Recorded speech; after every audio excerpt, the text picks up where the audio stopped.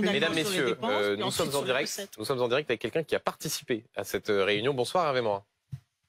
Bonsoir. Président du parti Les Centristes, au fond je repose cette question, Jean-Garry vient d'en parler.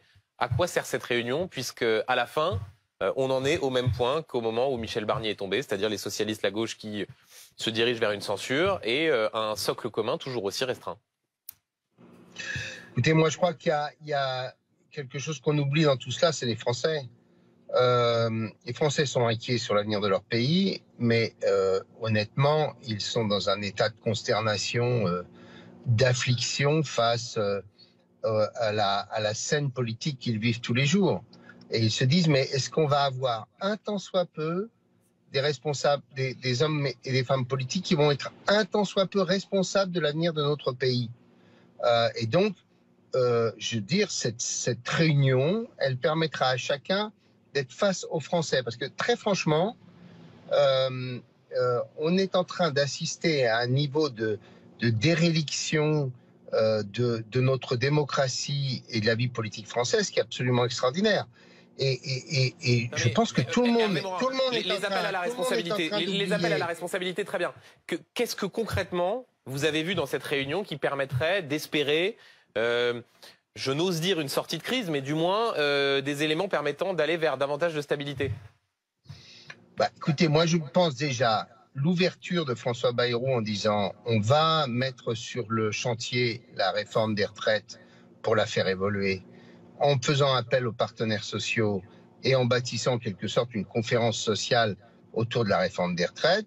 Je me donne 9 mois. Oui, c'est tout de même déjà encore sur la réforme des retraites, quand on dit on regarde, on voit s'il y a un accord, on sait très bien qu'il n'y aura pas d'accord parce que de toute façon les uns et les autres sont pas d'accord entre eux et si à la fin il n'y a pas d'accord ça reste tel quel, reconnaissez que comme ouverture c'est modeste. Mais je vous rappelle que la réforme des retraites, elle concerne aussi une autre partie de la vie représentative du pays, ce sont les organisations syndicales.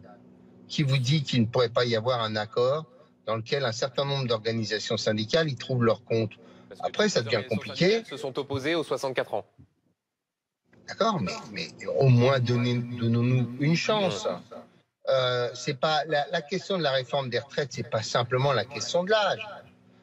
C'est pas juste ça. C'est comment on bâtit un modèle qui soit pérenne et solide. Comment, par exemple, on fait en sorte que la productivité de la France, que le taux d'emploi de la France soit comparable à d'autres pays européens qui réglerait déjà en grande partie la question de la réforme des retraites et de l'équilibre des retraites. Je prends cet exemple-là. Le second, très clairement, il dit aux uns et aux autres. Bon, il y a ceux qui veulent être en dehors du système, très bien, ok, ils s'opposent, ils veulent la censure. Et puis il y a ceux qui veulent pas être au gouvernement, mais qui acceptent l'idée qu'on va discuter texte par texte. On va avoir un vrai travail d'élaboration collective, que dès la formation du gouvernement, vous serez appelés à discuter. Ok, bon, après, on ne demande pas au gouvernement Bayrou de tenir 2 ans et demi, mais au moins qu'on ait un peu de stabilité. Non, bien sûr, mais parce que d'autant plus que la plupart souhaitent que les gouvernements sautent les uns après les autres pour qu'on aille à une élection. Bon, mais clairement, on peut au moins considérer qu'à l'horizon de juillet, on ait un peu de stabilité. Parce que moi, je vais vous parler en tant que président d'une région qui s'appelle la Normandie, une grande région industrielle.